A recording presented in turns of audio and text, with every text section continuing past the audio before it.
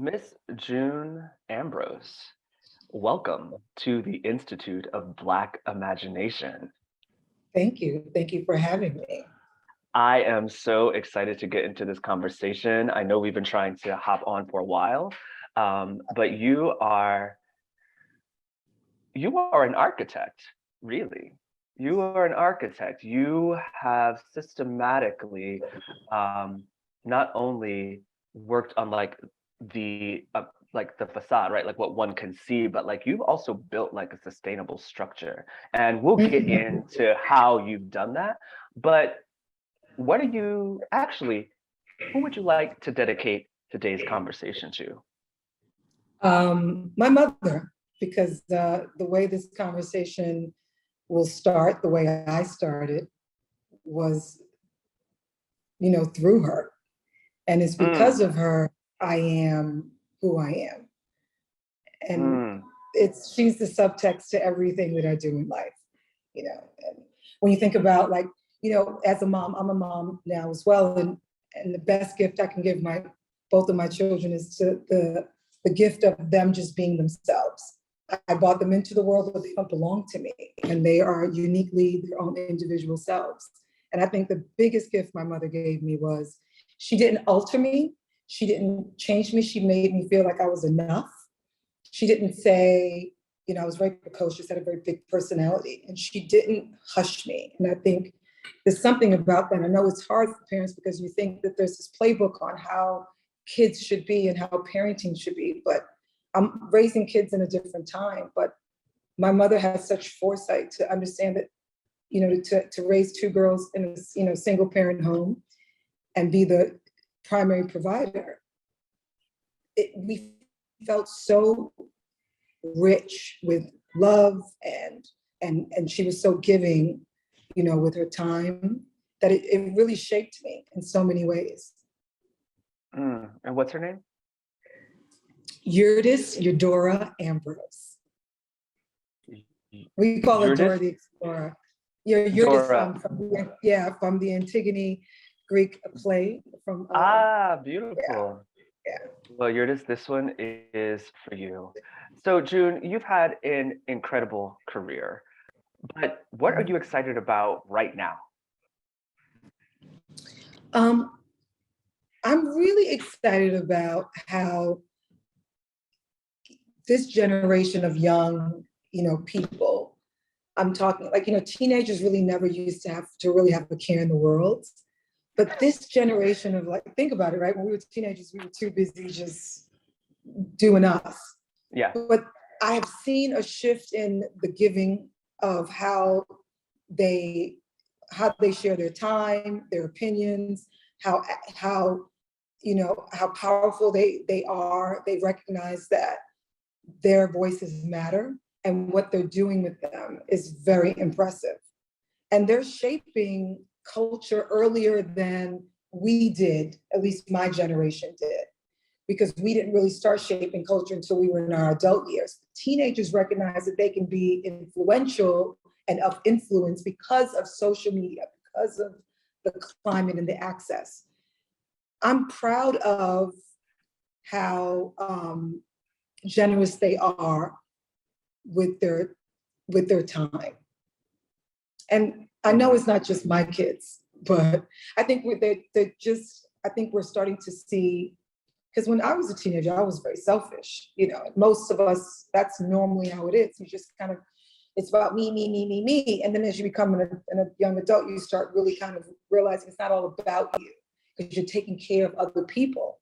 So, and to admit that you were selfish at some point in your life is, for some people, like a revelation. I'm not selfish. I'm like, no, it's a natural progression, because you have to care, you were cared for, and then you have to kind of care for yourself, figure it out. That's when we're trying to figure it out. And then we're caring for others.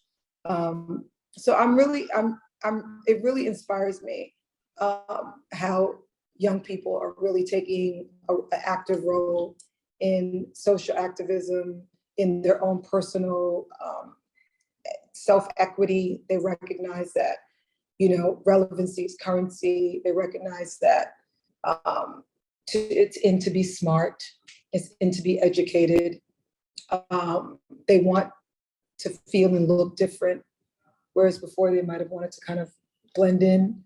But the new generation of teenagers, they are so inspiring. And yeah, I just love watching them discover themselves. It reminds me how infinitely curious I was at that age.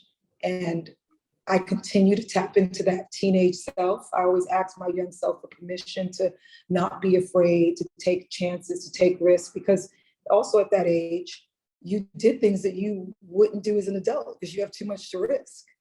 So I'm really inspired by the curiosity of them and the chances and risk taking that they take, and the audacity to be different. It's a beautiful thing. When I was young, I felt like I was the only one that was different, growing up in the Bronx. And now it's what you want to be. You want to forecast, you want to discover. As a teenager, they'll tell you, I don't want the trend, I want to discover it. I want to, at least the progressive teenagers who are really going to be like, we rule the world. That's how they think.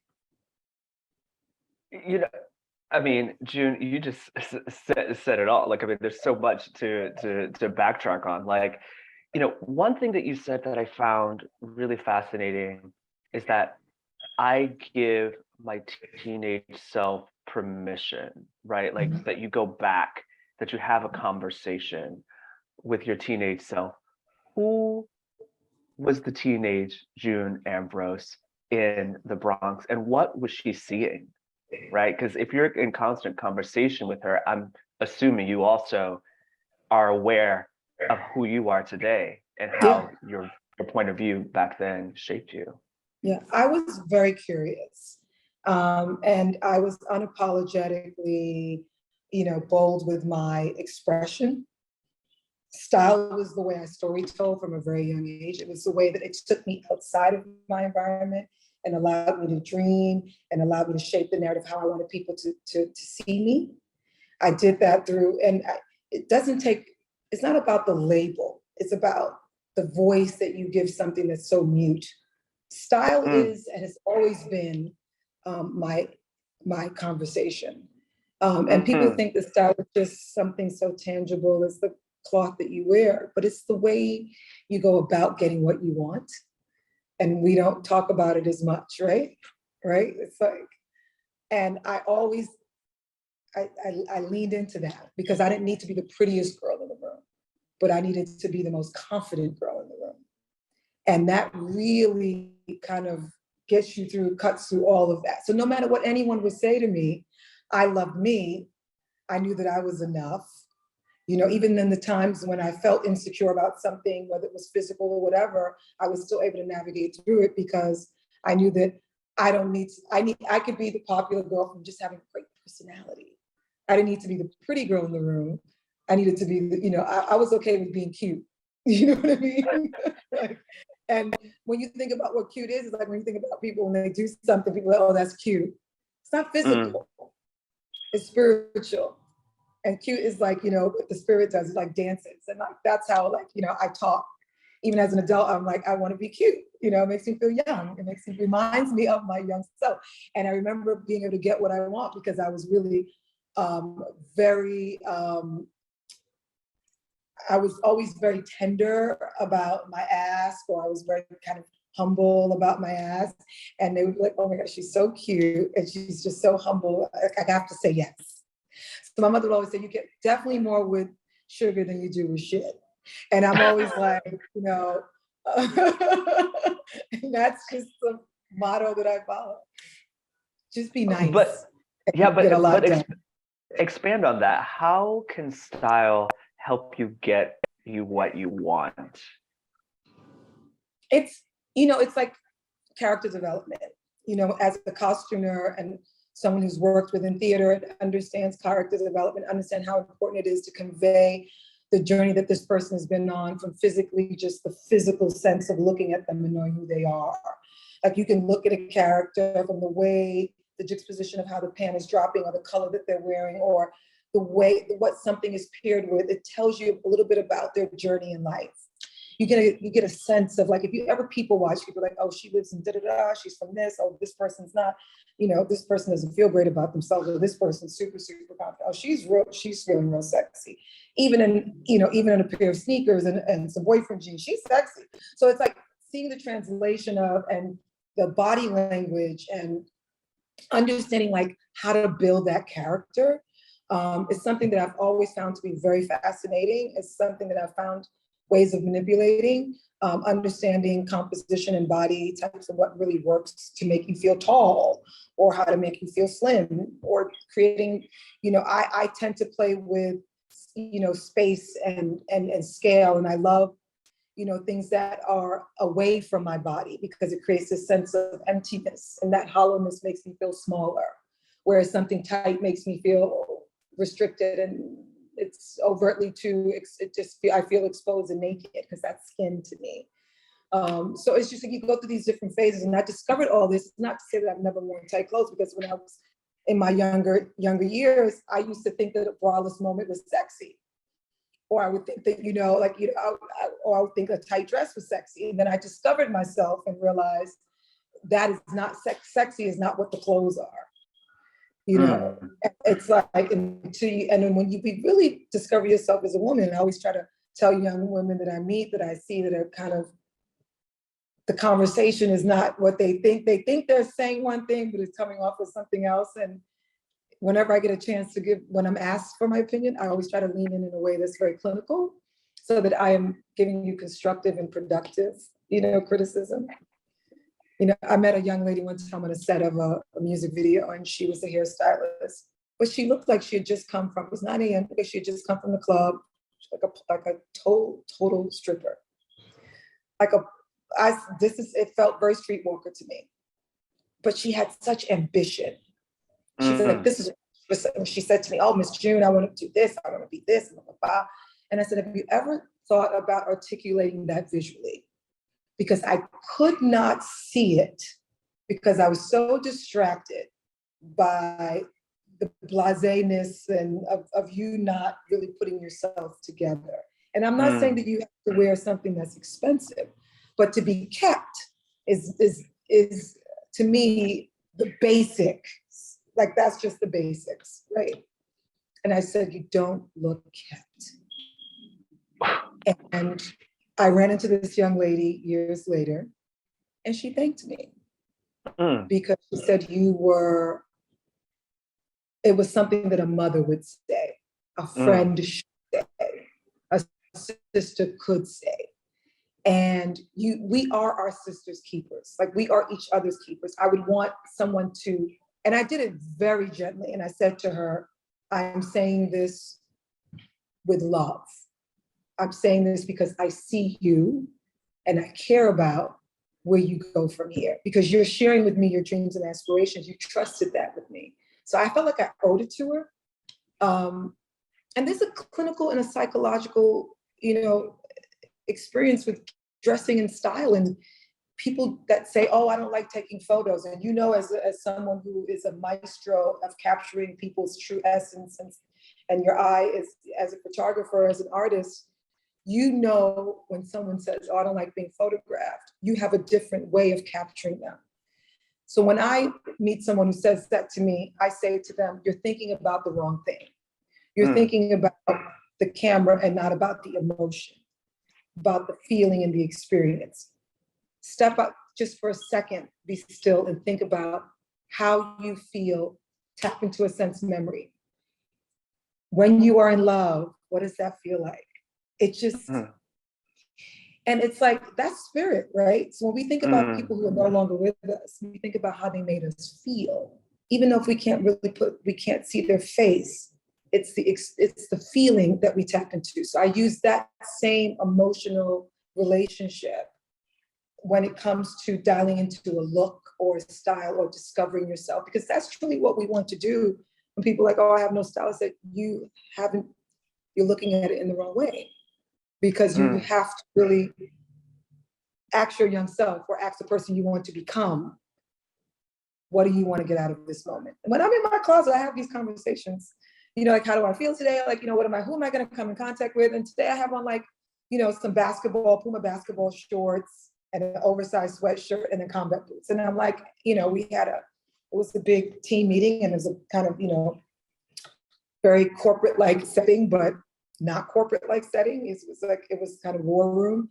And I knew that I wanted to feel, and I was presenting my looks for the show for the first time and to the team, finally sharing them with everybody, let them know where I was in the process, getting ready for the show. We're 27 days out. And they could look at me and understand that when I put these looks that they were looking at, that I had a connection, that I understood and could articulate who that consumer was that we were trying to speak to. Mm-hmm. And that is like my process. So I wanted to become the conversation that I was putting together, the narrative that I was putting together for the show. I wanted to have a little bit of that. So when I presented it and they're looking at me presenting it, they get it. Because now I've given it a voice. So not looking at photography, they're looking at expression and spirit. And that is something they get to experience through me before it hits the runway. And it's so funny and amazing to be having this conversation with you because we've known each other for a long time. And you have seen me through multiple iterations, and vice versa. But this evolution of like June Ambrose, like, I met you when I was shooting street style for Essence. Yeah. We won't even go there. But like now you are creative director. But you did it with such jadoo V. You did it with thank you. You weren't just shooting street style. You were very particular. You were very sartorialist, and it was the way you did. I used to watch you. I used to be like, he is something. It was the way you made the decision of who you're going to shoot. That was one, because you weren't just shooting stuff. And that was a curated, moment. And then it was the way you wanted it to be captured. You were very particular. And if it didn't feel right, you would adjust the subject.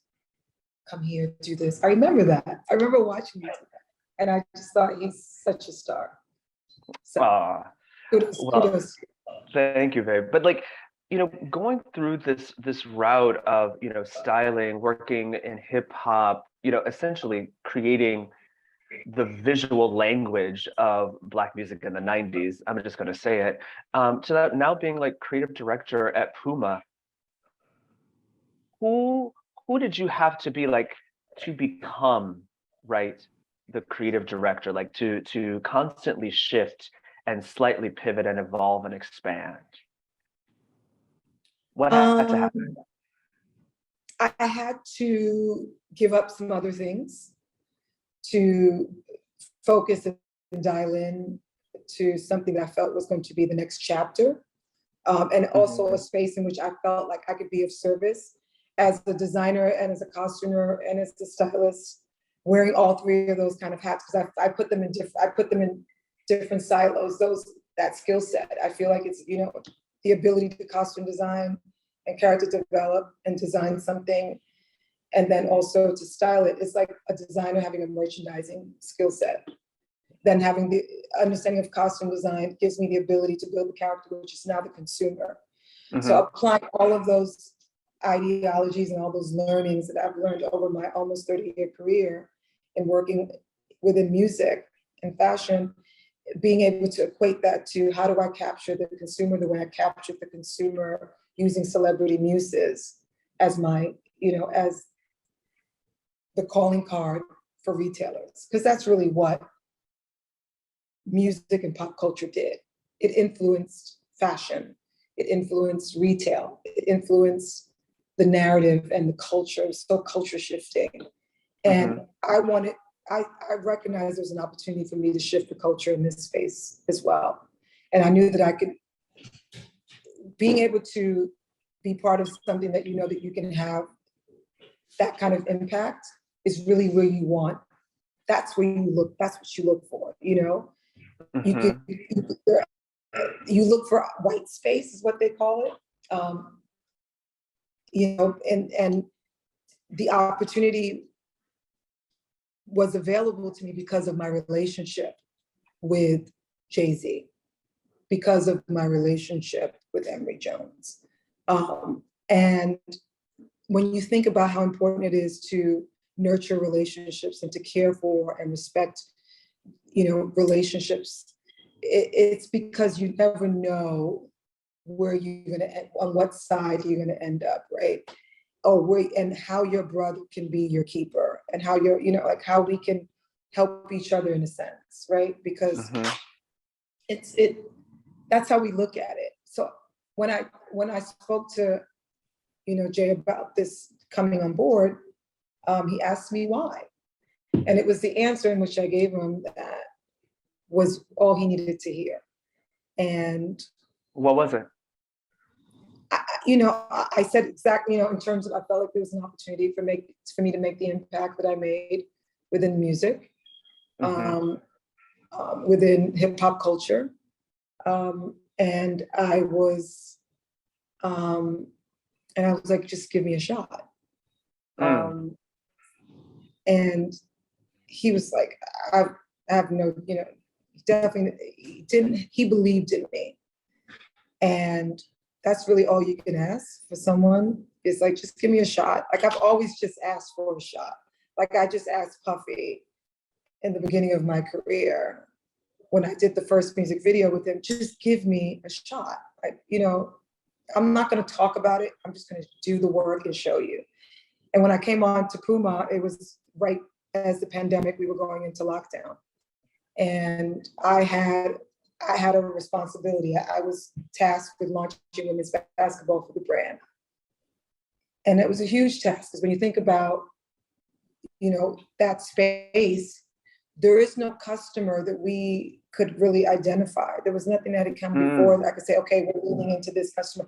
I had to use my AI, my authentic intelligence, to imagine who this customer, this woman could be. And, life is a sport.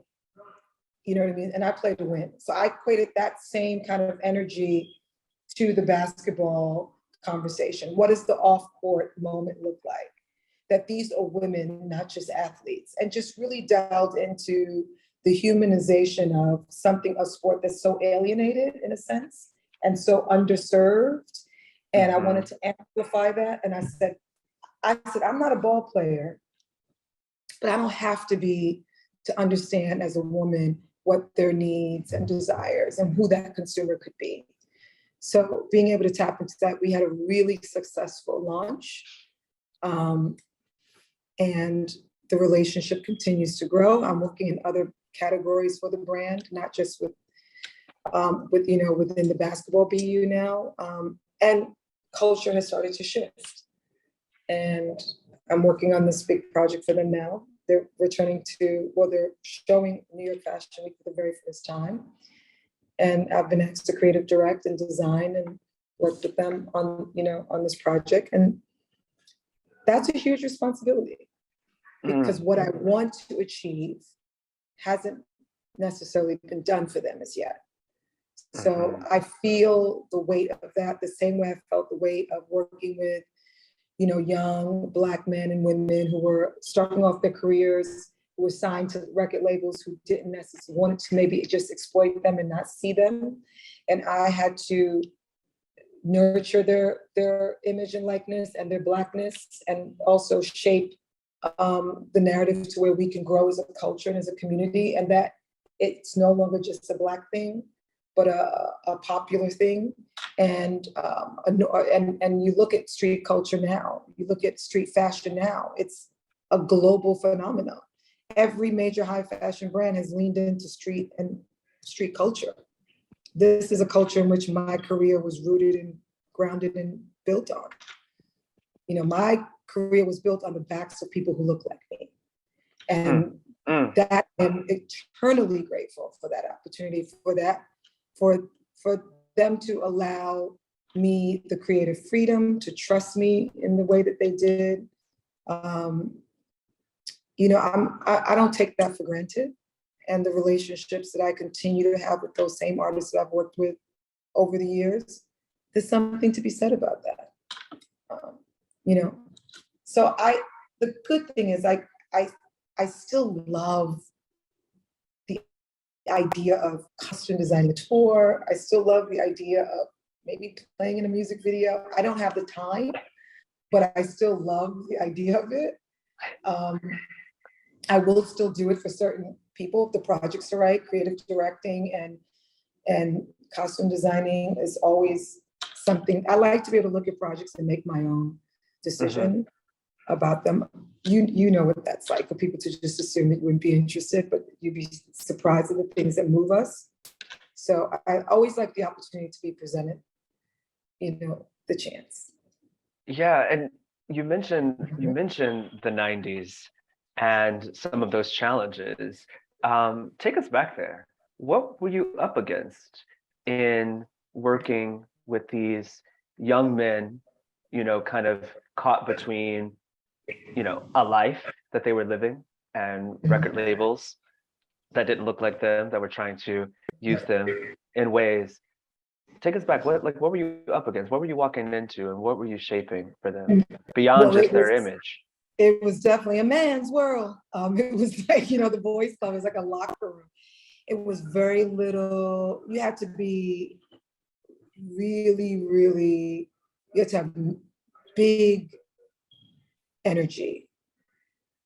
I call it a BDE energy. It's like, we'll put that in the show notes for you guys. Yeah. And it's like, you have to be super confident and direct at that time, and fearless by all means. And you also had to be prepared to not ask for permission. High fashion didn't invite us, in initially.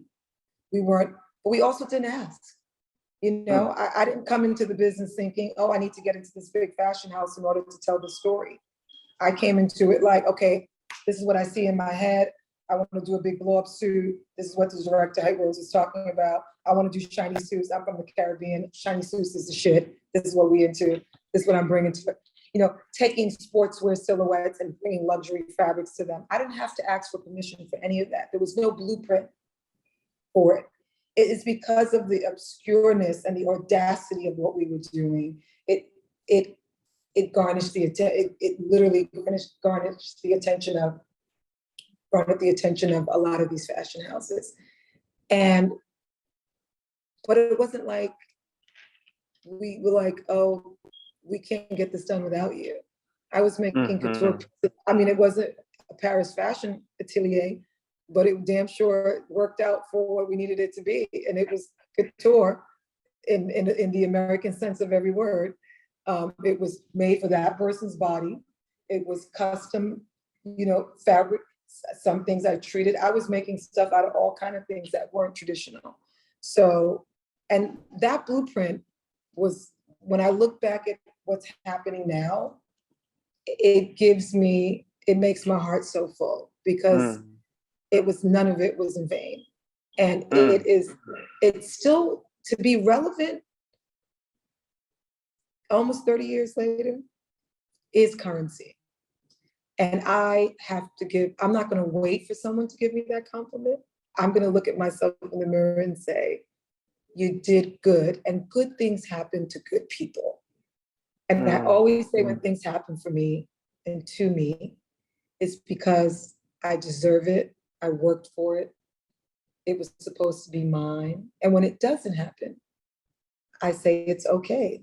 It wasn't for me. And it doesn't define who I am. So, I try to live my life in a way that the universe can reward me at every turn, that I can look at my family and my dear close friends and know that, and people that I'm just meeting, and know that my intentions are pure, and that I want to take people along the way with me, because that's how I feel is the only way to receive, is to give. So that's just Bible for me. It's just what my mother taught me, how she was. She was the Statue of Liberty, to my entire family. And when we all came over from the Caribbean, she was who received everyone. And the young men and women that I've ushered into this business, I received them, whether they were coming from the ballroom or different corporate jobs or on the streets trying to find their way. I received them. I gave them the opportunity to discover something that wouldn't be so easy to discover because it wasn't marketed towards them. Mm-hmm. You know what Mm-hmm. I mean? I found the opportunity and the opportunity found me. So you have to, I always say carpe diem, you know, you always have to know, pay attention. I always tell people, pay attention because opportunities sometimes are right in front of your face and you got to know when to shoot your shot. So ironically, I'm in a room, I love women's basketball and I've been shooting my shot since 1999. Well, I think it's pretty obvious, right? I think that there's this, external, fabulous stylist, but you are keen. You are keen. You're a keen businesswoman. You're a strategist. And you also brought that to the way in which you style and styled these incredible musicians that we know, right? So it wasn't just you putting them in Tom Ford suits, but you were also teaching them how to be their own brand. Like you were teaching them like the business side of things, like how to actually move beyond and expand beyond like a music career. Like how did you do that? Like, and what was your thinking behind that at that time? I mean, this is the 90s. Well, we are the CEOs of our lives. I've always felt that. And as someone who's an entrepreneur who left investment banking and went after their entrepreneurial endeavors and started my own company in 1994. I've been incorporated since 1994 in business. And I'm proud to say that because, financial literacy was the foundation of me sustaining myself as a female-owned business.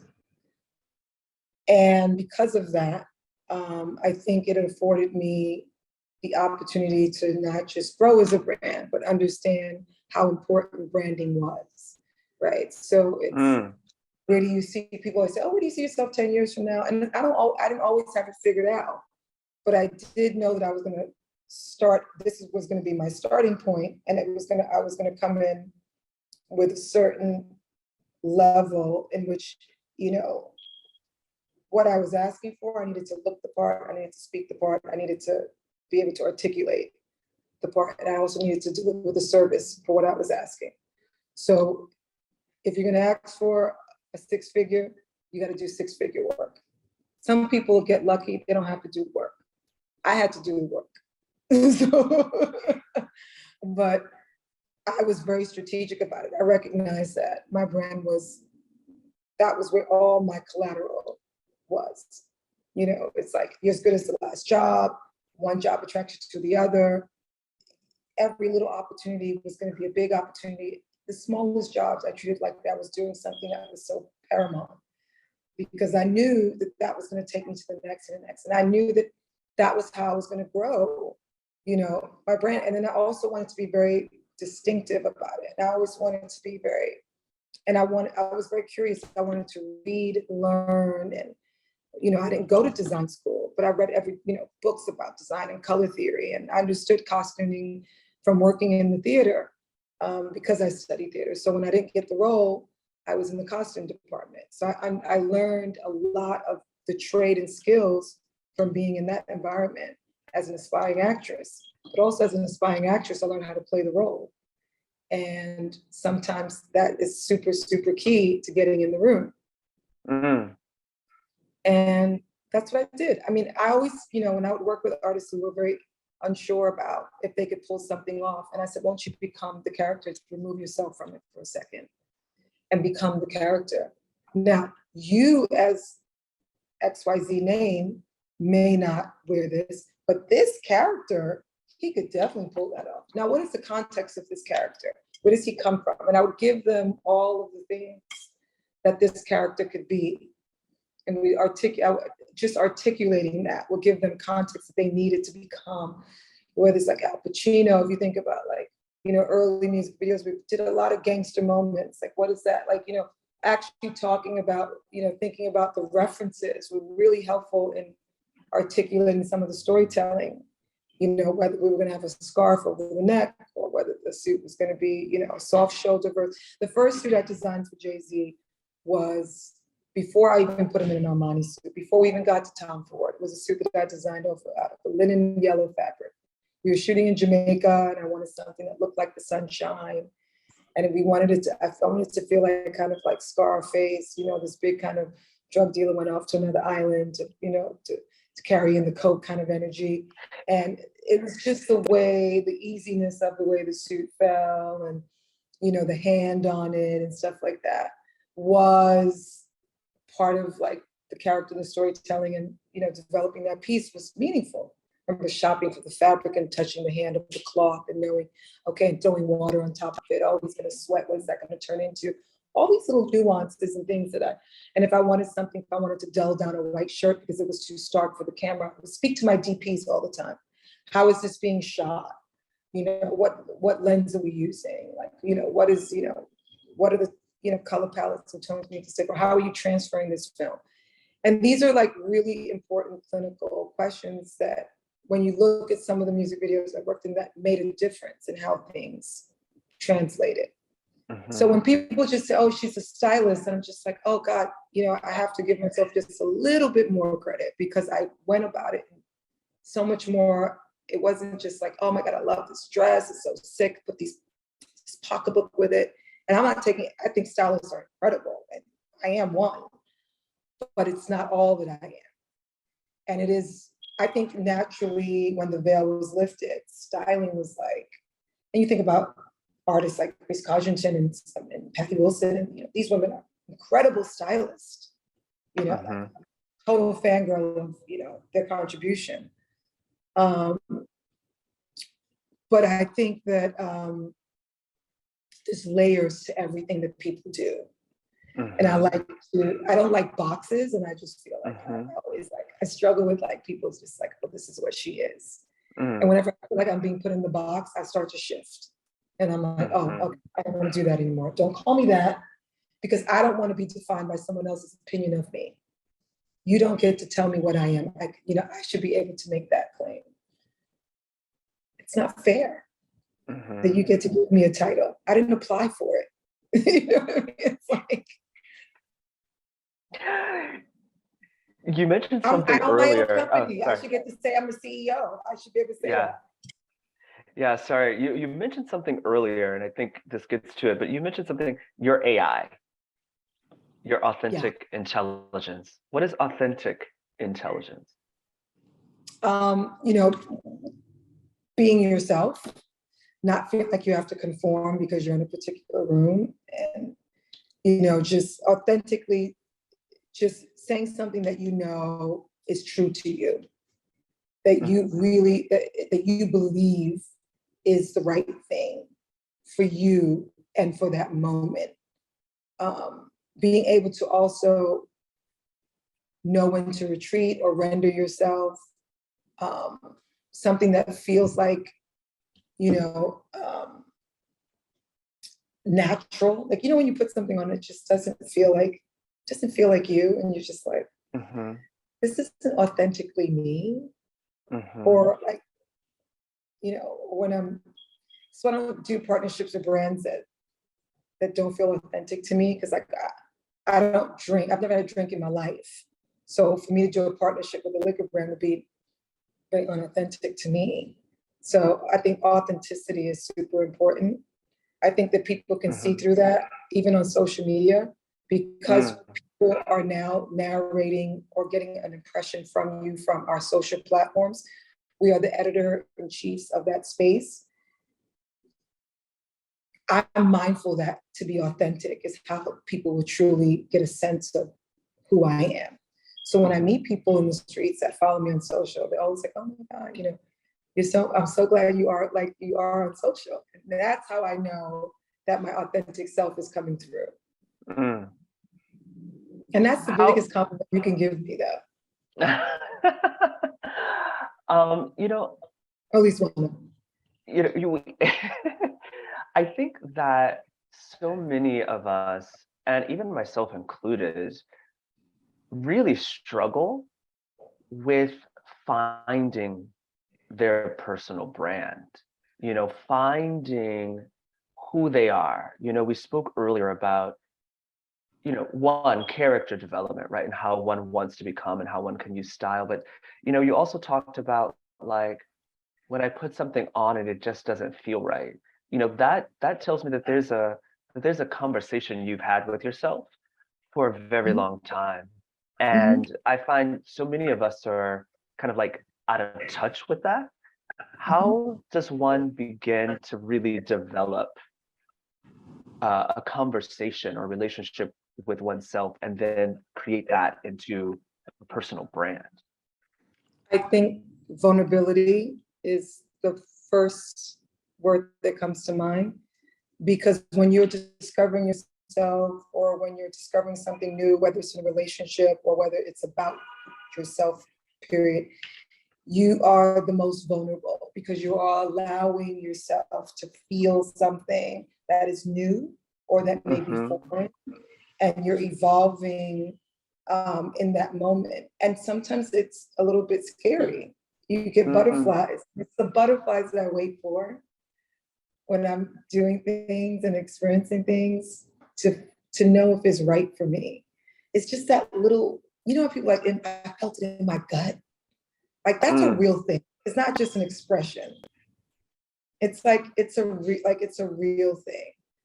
Um, and I think that I'm constantly looking for ways to reinvent myself. For one, I'm a Gemini. I get bored really quickly. I don't want to get sick of me, you know. So it's like, and I'm always like, you know, there's two really important things that I tell my kids. What other people think about you is none of your business, and you know, oh God, I just lost what the second one was. So the top of my tongue. How other people think it was none of your business, and it'll come to me in a second. I hate it because it was a good one. I hate that it went out of my head. It's okay. But there's another question I've been dying to get into. What what is your spiritual practice? Mm. Well, I believe in a God. I believe in a higher power. I believe in meditation. I believe in being still. I believe in taking. I believe in saying, "I come first." Self-care is one of the most important ingredients to self-preservation. Um, I believe in power down so you can power up. And I love wellness. I'm super big on tapping out, you know, and taking care of myself. I just feel like when I start to feel run down, I power down. I'll go get a Reiki session. I'll go and get, you know, some really great healing work done on me, especially like, you know, I'm coming in contact with so many people and so much energy, and I, I consume all of that, and sometimes I carry it and I hold on to it because I have to sometimes navigate around it or fix it or know how to read a room so that I can create a different atmosphere so that things can be done and work, we can be productive. I have to Hmm. sometimes shift the air, but in doing that, it takes a lot out of you. And you don't realize your healing power or the power that you have until you start to transfer it over to someone else.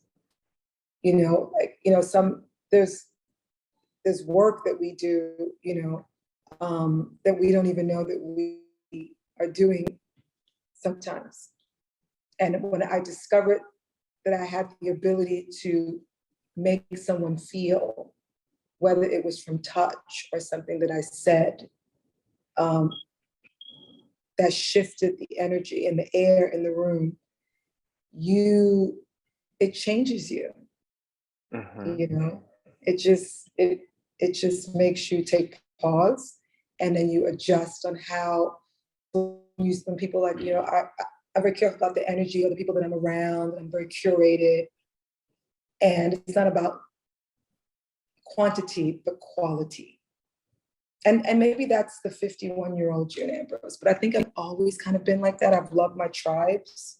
I love leaving a little bit to be curious about, you know. I like to think that I'm a pretty open book, but there's always something that you like, you know, like you said, I've known you for so many years, but we really haven't had a conversation. And that's Mm. really how most of us move. You know, people are like, oh, this is my best friend, this is my friend. Really? You know, like when you think about like what you share with friends who become family, and Mm, how vulnerable you feel with mm, those relationships. And if I don't have that vulnerable experience with you, can I really call you my friend? Or can I call you mm, my princess? Doesn't mean I mhm, would respect you any less or mhm, admire you any less. mhm, Um, but you compartmentalize the relationship a little bit differently. mm. I've been studying French for maybe too long, and recently, like what's interesting this time around, I'm actually learning English by learning French. And in French, to say I'm friends with someone, you can't say I'm friends with someone. You say I'm a friend to someone. Ooh, what are goosebumps? Total shift, right? Because then you're Ooh. like, wait, who am I a friend to? Right? Listen, Because one is I about tell people collecting. pick someone else. I've been like, I'm not a good. I'm like, please pick one. Like, some people like if I meet new friends and they're like really counting, I'm like, I'm gonna be honest. I'm not that good of a friend, or I don't have the capacity. I like you, you're great, but pick someone else. Like I'm like this way that we can maybe when I do have the capacity, we could be friends. But like it's a big responsibility to care for a Mhm. friend. And don't get me wrong, sometimes I look at like friend groups and I'm like, friend goals. I'm like, oh, I'm kind of like, that's a nice crew. You know, what I mean? I love watching Friends. It gives me, to me, it's like watching a great television show. Like I love watching people with their girl crews and their cliques, and I just enjoy watching it.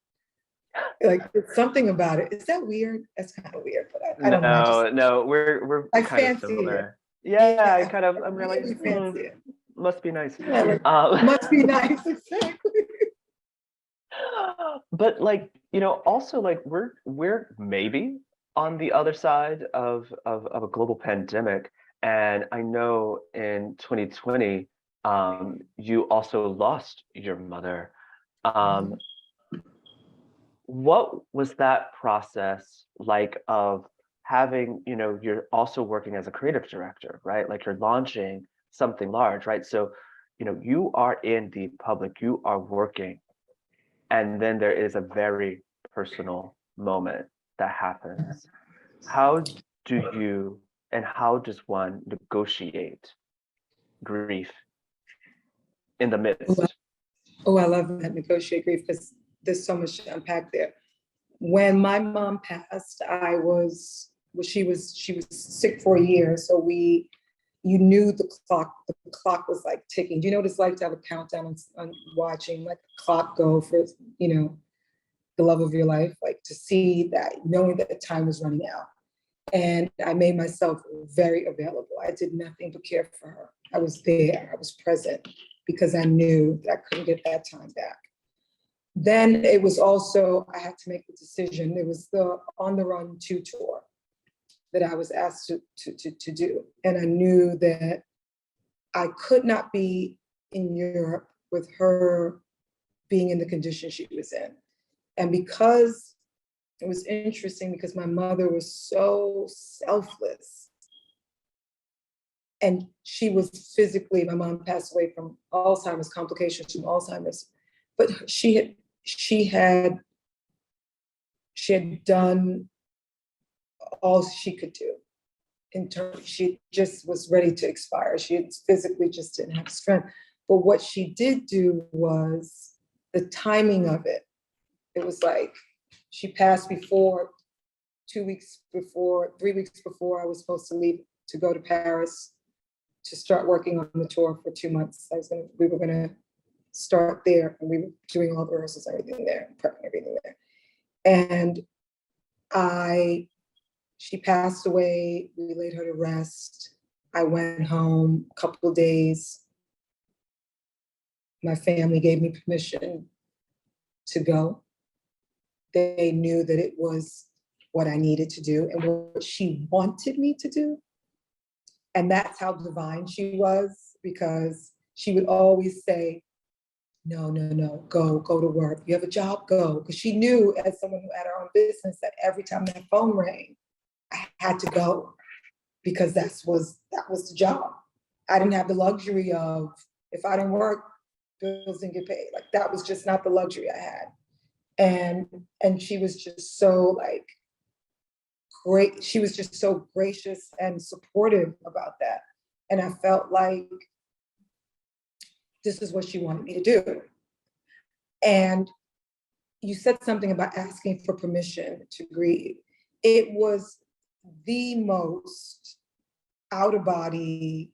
It was the, honestly, I say that those 5 days preparing to lay her to rest was when I grew up. Because I was the baby. I felt like an adult for the very first time, oddly. And because my sister was like, my older sister, she did everything in a sense. Like she was one that was always like, we were latchkey kids and she was always like responsible for me. And I felt like I had to take care of her and just do what the big sister would do because she was also very depleted. And I grew up in that moment. I did things that I never thought I would ever have to do, and you know, and handling stuff, and I was, but it was such an out of body experience, and I had to give myself permission to smile again. You know, when you lose someone, and it's the greatest loss to lose a mother. You can't. To me, there's a mother and a child. It's just no greater grief. Parent, father, mother, and a child. And I remember the first time like I was in Paris and I was like, I laughed. I felt so guilty for laughing. I was like, is it too soon? You know, and I would just have grief attacks like literally I'd be like in front of my client and just bawling out of nowhere, just trigger, just grief attacks. And thank God I was with clients that were family and they cared for me, allowed me to grieve. They supported me. They were there for me. They helped me through every up and down. And at the end of the tour, they looked at me and said, this was the best work that you had done. Like, wow, like this was grand. And I just remember just weeping because I knew that it was because of my angel mother. I had a whole new, I look back at pictures from them and I'm like, who? I looked exactly like my mother. I had morphed into her. My face was gone. I wasn't eating. I had lost so much weight. But I looked exactly like her. And I was just I had literally a new lease on life because I was now carrying her. And I knew that if I was her wildest dreams before, then now I'm going to take her along with me. And every country that I visited that year, I put a lock, I left a piece of her in every country. And because she didn't get to travel like I traveled. And it was just something that, and it was interesting because people kept saying, oh, you're going to feel her spirit. And I was like, it's such bullshit. I was like, I don't feel anything. I was like, she's not here. I was so confused. I was like, I didn't understand I went to South Africa and I was across from the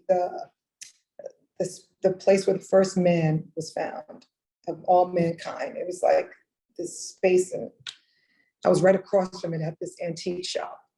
And I went out, I don't know, I got emotional again out of nowhere. Went outside on the patio.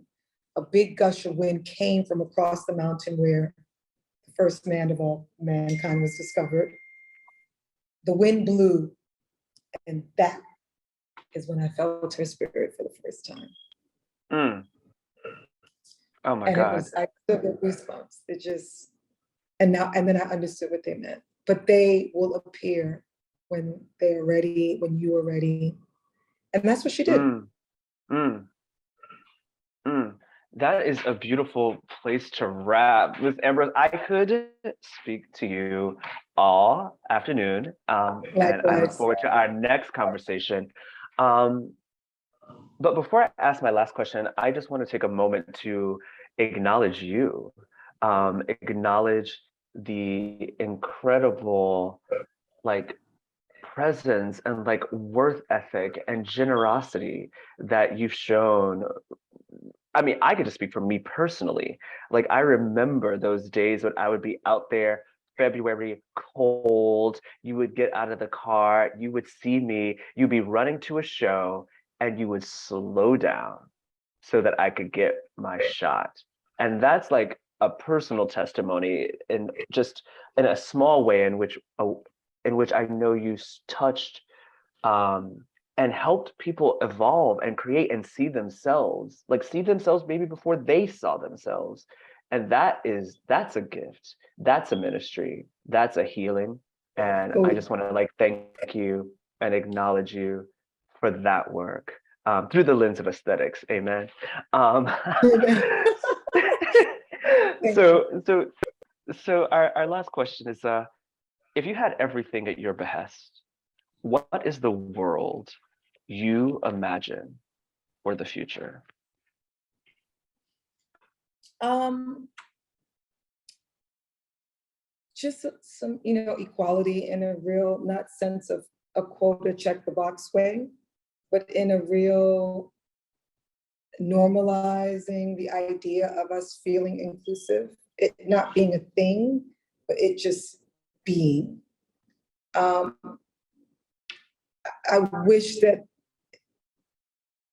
when you are considered for a job or considered for an opportunity, it's not based on who they feel that you relate to, or what box you check, or what, but just because you're good at what you do, and that the opportunity is something you had worked for. I still think today we are still checking boxes. We're still being seen as, there's a color and quota, and race is very, very compartmentalized.